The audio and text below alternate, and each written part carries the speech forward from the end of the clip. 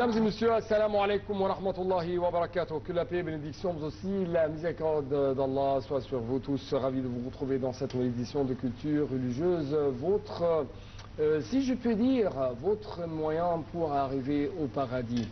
Le grand prophète Mohammed, sallallahu alayhi wa sallam, que la paix et bénédiction d'Allah soit sur lui, a dit: si vous avez passé des jardins des paradis, donc rassasiez-vous. Et les compagnons de notre prophète sallallahu alayhi wa sallam leur a dit: qu'est-ce que les jardins des paradis? Donc les a répondu, leur a répondu: ce n'est que les cercles d'invocation d'Allah. Donc nous espérons que ce programme et ces éditions seront toujours les cercles d'invocation d'Allah, et être profitable pour vous et pour nous, que ce soit ici sur la vie terrestre ou quand même dans le dollar. En fait, si nous pouvons dire, l'islam c'est la religion de la vie. Ce n'est pas la religion seulement de l'au-delà ou seulement de al-hayat al-akhirah, mais aussi c'est une religion d'existence, c'est une religion de réalité. C'est une religion qui traite toujours des faits accomplis sur le terrain, des faits accomplis dans l'humanité. D'où provient l'importance de notre sujet d'aujourd'hui, l'islam et l'autre. Il y aura plusieurs points à discuter, à susciter, à évoquer avec notre invité de marque, docteur Kamal Gadallah, le grand professeur à l'université de l'Azhar, pour parler un peu plus de ce sujet. Toujours, vous êtes le bienvenu. Assalamu alaikum. Wa alaykoum salam. Donc, pour commencer, notre grand professeur, comment l'islam voit-il essentiellement l'être humain? Bismillah ar-Rahman ar-Rahim. En fait, l'islam a déclaré dès le départ que tous les gens, tous les êtres humains sont issus de la même origine. Ya ayyuha an-nas inna khalaqnakum min zakarin wa untha, c'est-à-dire du même mâle et de même femelle, c'est-à-dire Adam et Ève. Et Ève qui n'est pas citée dans le Coran en fait, mais Ève donc il est cité dans la Bible. Mais le Coran affirme qu'il s'agit d'un homme et d'une femme qui étaient à l'origine de cette prolifération d'espèces humaines sur la planète dès le début jusqu'à la fin. Par conséquent, on est tous égaux vis-à-vis de la création. Allah, gloire à lui, a dit: يا أيها الناس اتقوا ربكم الذي خلقكم من نفس واحدة وخلق منها زوجها وبث منهما رجالا كثيرا ونساء واتقوا الله الذي تساءلون به والأرحام إن الله كان عليكم رقيبا. Le premier verset de la sourate des femmes, où les gens, nous vous avons créé à partir d'un mâle et d'une femelle, d'une seule âme, c'est-à-dire Adam, parce que Ève, on dit aussi qu'elle est issue de flanc d'Adam, et en fait de ces deux personnes, Allah a proliféré toutes les tribus, tout le peuple sur la terre. C'est pourquoi le Coran nous ordonne d'être pieux vis-à-vis d'Allah, et aussi de préserver les liens de parenté. Parce que les liens de parenté, c'est quoi? Les liens de parenté, c'est le fait d'évoquer tout le temps qu'on est tous de la même source, de la même origine. Donc, c'est pourquoi je vous raconte une petite histoire. Un jour, par exemple, Muawiyah ibn Abi Sufyan, qui était le premier souverain de la dynastie Omeyyade, on dit qu'elle était en fait tout à fait, elle avait de la mansuétude, c'est-à-dire qu'elle était halim, indulgent et tout les, donc elle était tout à fait patient vis-à-vis même des bêtes et des conneries perpétrées par les gens. Des bêtises, oui. Et même des bêtises aussi. Hein. Donc un jour, il y avait un homme qui a dit: je demande des permissions pour faire accès chez Amir al-Mu'minin, le prince croyant. On lui a dit: mais monsieur, vous êtes qui, hein? Il a dit: je suis son frère. Son frère, mais on sait très bien en fait le frère du calife. Il a dit: dis-lui en fait que ton frère il est à la porte. Donc dès son arrivée, Muawiyah lui a dit: mais tu es mon frère de quel côté? Il lui a dit: je suis ton frère de côté d'Adam. Ni akhouka min Adam. Donc, qu'est-ce qu'il a dit le prince croyant Muawiyah? Il a dit, il s'agit d'un lien de parenté qui était rompu, et moi, je suis le premier à procéder à l'observer. Donc, donc, il y a ce qu'on appelle la parenté humaine, al-rahim al-insaniya. Donc, c'est l'islam, en fait, c'est la vision de l'islam vis-à-vis de l'être humain. Donc, l'islam essaye de connecter les gens et de rendre les gens de plus en plus connectés, de plus en plus en contact, que ce soit direct ou par d'autres moyens. L'islam n'appelle pas ses adeptes à être en isolement, à s'isoler, mais plutôt à être toujours avec la communauté humaine. Oui, oui, c'est ça. L'islam n'a rien, en fait, si vous voulez, en fait, n'a rien inventé, en fait, pour une société, c'est-à-dire, c'est la raison pour laquelle, en fait, on blâme toujours, on reproche toujours, en fait, critique tout le temps le groupuscule dit, entre guillemets, islamiste. Parce que, par exemple, Cheikh Qutb, il a appelé un jour à ce qu'on appelle al-mufasala al-shu'uriyya, c'est-à-dire séparation sentimentale, c'est-à-dire de chercher une sorte de petit îlot, d'accord, bien d'un petit, en fait, coin, dans lequel on pourrait regrouper tous les adeptes, par exemple les frères musulmans, pour créer une nouvelle société. L'islam n'a pas adopté, en fait, cette attitude, elle le refuse. Qu'est-ce qu'il fait l'islam? L'islam, le slogan de l'islam, c'est être actif, participer avec tous les membres de la société, mais il faut être très bien distingué. Très bien distingué par votre travail plus sérieux que les autres, par votre activité plus fructueuse que les autres, par votre bien qui est plus abondant que les autres, c'est-à-dire de laisser toujours, en fait, une trace de bien où vous êtes, c'est-à-dire à l'école, dans le travail, avec les voisins, par exemple, dans votre milieu. Notre prophète Mohammed a dit Afdal al-nas Akthar al-nas naf'an. C'est-à-dire le meilleur. Oui, vous avez deux hadiths en fait à ce propos très très importants. Jazakallahu khayran que vous m'évoquez en fait de ces hadiths parce que c'est très très important à ce propos. Premièrement, c'est-à-dire les gens le plus meilleur sont le plus profitables pour les autres. Pour les autres, pour les gens. Les nes, il n'a pas dit pour les musulmans. Il n'a pas dit pour tous les gens, par exemple. Aux croyants, à sa tribu. Il n'y a pas de sectarisme en islam. Parce que, par exemple, si vous avez, par exemple, créé un hôpital caritatif, par exemple, qui n'est pas étatique, qui n'appartient pas à l'État, mais il est de vos propres biens, par exemple, de votre donation, est-ce que vous allez exiger, par exemple, que si lui, par exemple, qui produit du vin, n'a pas accès libre, en fait, il est interdit, en fait, d'accéder à l'hôpital. Celui qui ne fait pas la prière, non, non.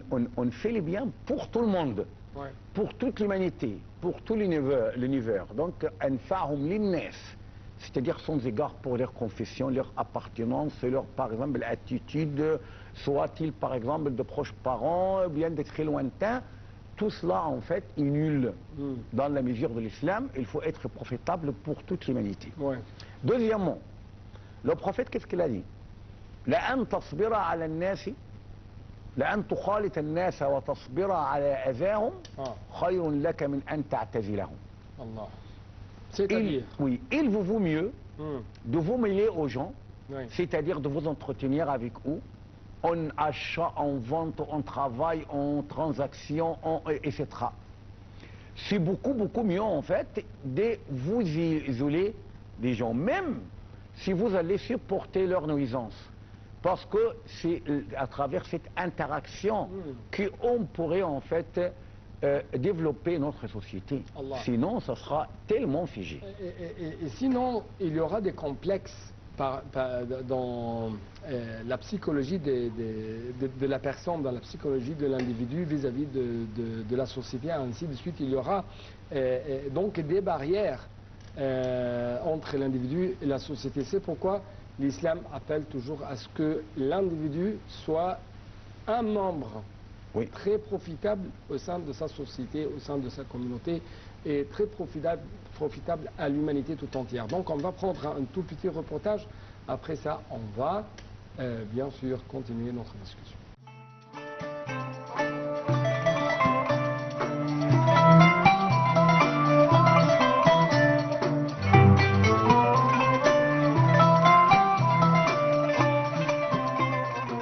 L'acceptation de l'autre est un principe favorisé en islam. Ce principe n'appelle en aucun cas à embrasser les convictions de l'autre, mais plutôt à le respecter et à lui rendre justice. Le prophète, à lui bénédiction et salut, dit « Celui qui fait du mal injustement à un juif ou à un chrétien me trouvera en adversaire le jour du jugement dernier. » Il a également dit « Celui qui tue une personne bénéficiant d'un pacte dans un moment où il n'est pas permis de le faire, Allah lui interdit le paradis. » N'est-ce pas que celui qui tue une personne bénéficiant d'un pacte et étant sous la protection d'Allah et de son messager a certes trahi cette protection d'Allah et il ne sentira pas l'odeur du paradis alors que son odeur est perceptible à une distance de 40 années de marche. La coexistence entre les religions consiste en une coexistence entre les cultures et les civilisations et vise à atteindre les objectifs principaux cherchés inlassablement par l'homme. L'exemple le plus clair qui montre la coexistence de l'islam avec les autres religions est le fait que l'islam considère les juifs et les chrétiens comme des gens du livre, malgré leur incroyance en la prophétie de Mohammed, à lui bénédiction et salut. En effet, l'islam, avec ses enseignements qui prônent la miséricorde et la bienveillance envers les non-musulmans, a stipulé la croyance en la prophétie de Moïse et de Jésus comme une condition de la validité de la foi musulmane. A rappeler que l'acceptation de l'autre et le vivre ensemble est un fondement établi et réglé par l'islam et appliqué par le prophète Mohammed depuis la fondation de l'État de l'islam à Médine. L'islam a appris aux musulmans la coexistence et le vivre avec les adeptes des autres convictions sur la base de faire le devoir et d'obtenir les droits. C'est pourquoi les musulmans et les non-musulmans ont vécu ensemble en toute sécurité et sur un pied d'égalité quant aux devoirs et droits, et la loi qui organisait la relation entre eux a régné parce qu'elle leur garantissait la stabilité et leur rendait justice au-delà de leur race, de leur couleur, de leur ethnie ou de leurs convictions. L'acceptation de l'autre ne s'est pas arrêtée aux devoirs et aux droits. Elle les a dépassés jusqu'à atteindre la tolérance et la bienfaisance.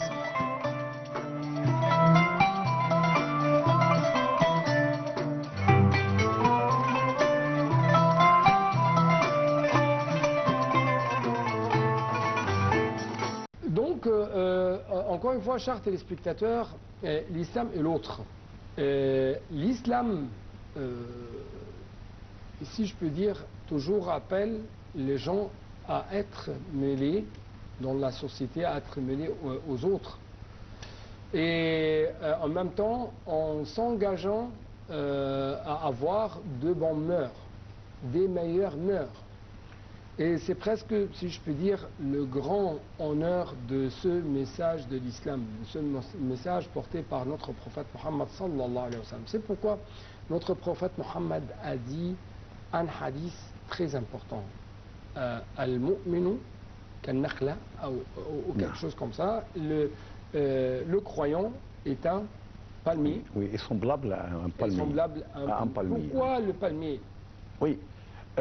Donc, avant le reportage, vous aviez évoqué quelque chose très très important de laquelle souffrent beaucoup de gens. Parce que, par exemple, vous appelez par exemple quelqu'un à ne pas être isolé, à ne pas être plié sur lui-même, à s'ouvrir à tout le monde, et il vous dit ah non. Non, monsieur, en fait, j'ai beaucoup souffert de mon milieu, soit dans le travail, dans le voisinage, dans la cité. Donc, bon, même avec les proches parents, donc je préfère m'isoler pour ne pas me faire de problèmes à moi-même, en fait. Donc, cela n'est pas correct. Parce que, même par exemple, si vous êtes parmi des gens, entre guillemets, méchants, qu'est-ce qu'on pourrait faire? Vous avez, par exemple, la bonne exhortation, à tahrir bil lisan. باللسان, c'est-à-dire... Réformateur, donc le croyant, c'est un réformateur. C'est un réformateur. Donc, au moins, par exemple, d'éprouver, en fait, les désagréments, hein, que vous n'êtes pas content de ce qui se passe. Donc, par exemple, si vous avez, par exemple, des amis, hein, et ils préfèrent, par exemple, aller peut-être passer la nuit sur un café, cafétéria, je ne sais pas quoi, bien dans un endroit. Et là-bas, il y a, par exemple, des boissons interdites, il y a peut-être, par exemple, des choses qui se passent qui ne sont pas tellement correctes, donc vous préférez ne pas assister. Donc, un jour, quelqu'un va vous dire, pourquoi, monsieur, donc vous coupez avec nous? Ah oui, excusez-moi, parce qu'en fait, ce que se passe là-bas, en fait, ne me convient pas. Hein. Donc, quelqu'un, si il vous aime, par exemple, si il vous chérit, hein, parce qu'il vous trouve que vous avez une très, très bonne attitude, elle va s'interroger. Hein. Ça sert à quoi, en fait, ce que j'ai fait? Donc, vous pouvez, en fait, par un tel acte ou un tel signe, changer de l'attitude des autres pour être semblable au palmier. Oui. C'est-à-dire quoi, semblable au palmier? Le prophète, il a dit Inna min ash-shajari shajaratan la yasqutu waraqaha wa innaha mathalul mu'min. C'est-à-dire, il y a un arbre dont le feuille ne tombe pas et elle est semblable au croyant. Donc ce hadith est rapporté par Abdullah ibn Omar ibn al-Khattab, qu'Allah l'a gré lui et son père. Il dit فذهب الناس في شجر البوادي, c'est-à-dire on a pensé en fait aux arbres désertiques, hein, donc, parce que c'est un milieu en fait quasiment désertique. ووقع في قلبي أنها النخلة. J'ai pensé en fait qu'il s'agit de palmier. Le prophète il a dit oui. C'est le palmier. Oui, c'est le palmier. Le palmier, qu'est-ce qu'il fait le palmier? Premièrement, elle est toujours élevée. Elle ne s'incline pas du tout. Donc le musulman, c'est comme ça. Donc il a son itinéraire, son attitude, qui fait une ascension, qui fait toujours une montée. Il n'y a pas de descente, d'accord? Elle est toujours en progrès. Deuxièmement, elle est tout à fait fructueuse. Vous avez combien de bienfaits en fait dans le palmier? Vous avez les dattes, vous avez par exemple les noyaux, vous avez également par exemple en fait le feuille de ce palmier que peuvent être en fait des matériaux pour faire plusieurs choses. Hein. Il est à signaler que j'avais déjà en fait traduit une petite recherche de la part d'un collègue de la faculté d'ingénierie, d'accord, sur les ressources renouvelables parmi lesquelles en fait le feuille de palmier, qui peuvent être par exemple tout à fait utiles pour faire plusieurs choses. Donc tout ce qui se trouve dans le palmier, c'est un bienfait. Oui. Donc le croyant doit être comme ça. Doit être toujours utile, toujours au profit de tout le monde. Oui. Et quand même, le palmier peut pousser dans tous les terrains. Oui. Oui. Et avec un peu d'eau. Oui.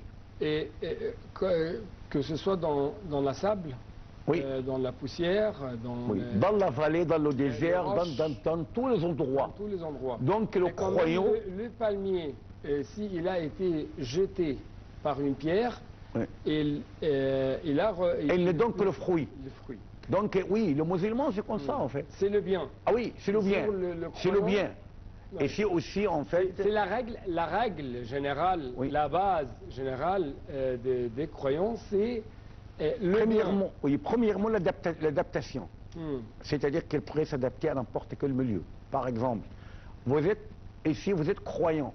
Par exemple, vous faites régulièrement vos prières, donc vous faites de charité, des actes caritatifs, donc vous êtes toujours à l'aide de voisins, de collègues ou tout, d'accord? Si vous êtes aux États-Unis, c'est la même chose. En France, c'est la même chose. En Indonésie, c'est la même chose. Donc, où vous êtes toujours utile.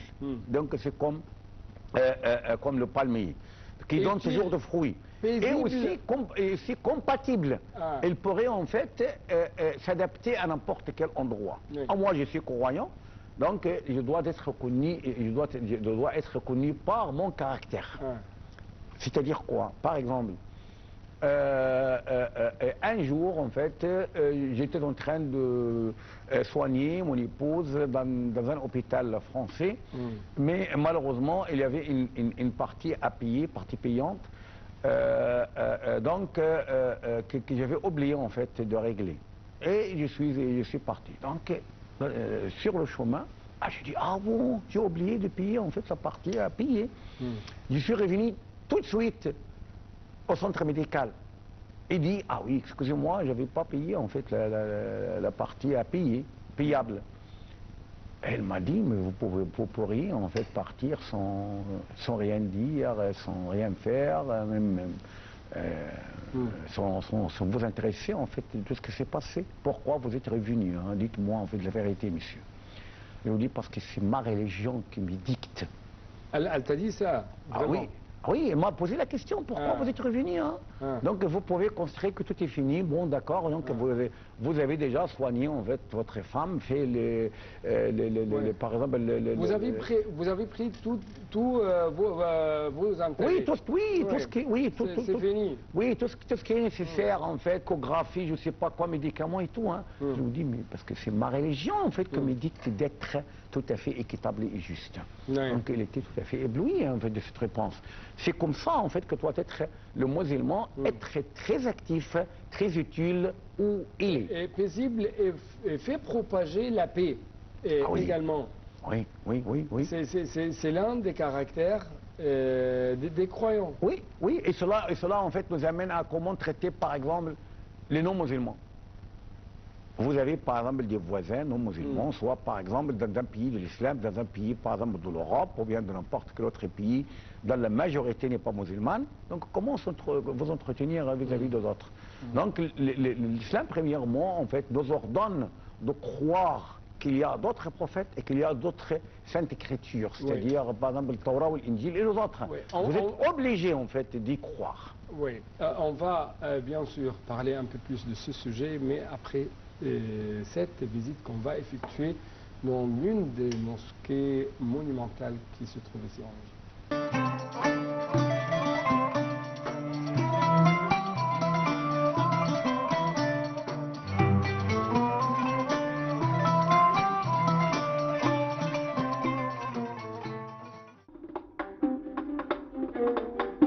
Lorsque le commandant des troupes fatimides, Jawhar al-Saqili, fut envoyé par le calife Al-Mu'izz el-Din pour conquérir l'Égypte, il entreprit la construction du Caire et y fonda la mosquée d'Al-Azhar en 969. La construction de la mosquée s'étendit sur 2 ans. La mosquée d'Al-Azhar ouvrit ses portes pour la première fois en 972. Depuis cette date, la mosquée d'Al-Azhar et son université deviennent parmi les plus célèbres dans le monde musulman.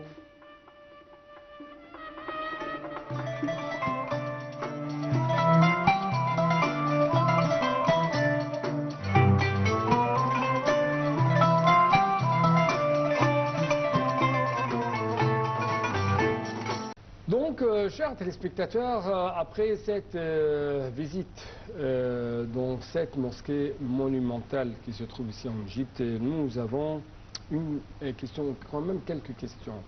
Est-ce que l'islam a ancré cette conception de multiconfessionnel ou quand même, si je peux dire, la coexistence pacifique multiconfessionnelle qui se trouve vraiment dans l'humanité et quelle est donc l'attitude de l'islam vis-à-vis spécialement des gens du livre et comment l'islam voit la vie dans la cité. Donc ces questions et les dimensions de ces questions seront bien sûr proposées à notre cher invité, Dr Kamal Gadallah, le grand professeur de l'université de l'Azhar. Donc vous avez des réponses, je crois. Ah oui, premièrement, en fait, il faut connaître, comme on venait de le dire, que l'islam ordonne à ses adeptes obligatoirement de croire aux autres prophètes et aux autres saintes écritures, à Torah ou à l'Injil surtout. La coexistence multiconfessionnelle est un principe tout à fait fondamental dans l'islam qui assure en fait les pratiques de toutes les confessions sans nuisance ni dérangement ni rien du tout. Preuve à l'appui, le Coran et les pratiques de musulmans. Pour le Coran, lorsque Allah a parlé de la nécessité ou bien de l'échéance de faire la guerre, parce que vous êtes obligé d'empêcher la guerre par tous les moyens possibles. La guerre ne doit pas être la règle dans le monde. Oui. C'est la paix. Mais pourquoi faire la guerre? Pourquoi se trouver dans l'obligation de faire la guerre? Parmi les objectifs, c'est de préserver les lieux sacrés. وَلَوْلَا دَفْعُ اللَّهِ النَّاسَ بَعْضَهُمْ بِبَعْضٍ. Ah, mais qui seront détruits? Sawama, premièrement, ermites. Wabi'a, des églises. Salawat, des synagogues. Et finalement, Masajid, et des mosquées. D'accord? Donc, on est obligé de faire la guerre en cas de l'agression sur n'importe quel lieu sacré. Comme si l'islam se considère le protecteur du lieu sacré de toutes les religions, de toutes les confessions dans le monde. Quelle sublimité, quel sublime principe qu'une religion se fait, par exemple, protecteur de tous les lieux saints et sacrés de toutes les autres confessions. C'est-à-dire pour empêcher... Mais quand même, sur le terrain, on trouve qu'il y a... Oui, c'est le deuxième point. Sur le terrain, par exemple, vous avez par exemple Omar ibn al-Khattab qui avait en fait donné sécurité, paix et garantie de la préservation, de la protection de lieux sacrés à Jérusalem à tous les chrétiens dans ce qu'on appelle Al-Uhda Al-Omariya, le pacte omarite. Deuxièmement, vous avez par exemple Amr ibn al-As qui était en fait le fondateur en fait ou bien l'initiateur de l'islam en Égypte. Parce qu'avant l'Égypte ne connaissait pas l'islam. Qu'est-ce qu'il a fait? Premièrement, il a rétabli, il a restauré en fait la papauté de l'Égypte.